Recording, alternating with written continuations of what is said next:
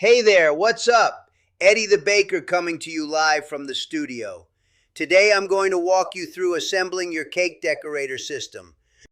Before you begin, make sure your balancer assembly is properly assembled and on a stable, flat surface. Beautiful.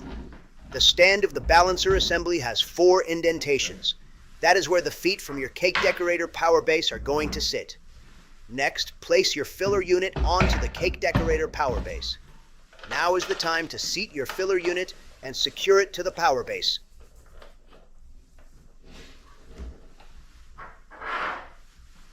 Attach your hose assembly to the balancer assembly by attaching the clasp on the string to the clamp on the hose assembly.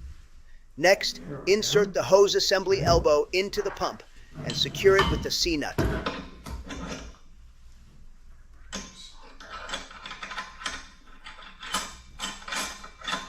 Once the hose is attached, install the pressure sensor. If you aren't familiar with installing the pressure sensor, refer to the video on the screen or in the description below. Once the pressure sensor is installed, you are ready to load the hopper, prime the pump, and get working. That's a wrap. Thanks for watching, and I hope I was able to help you out today.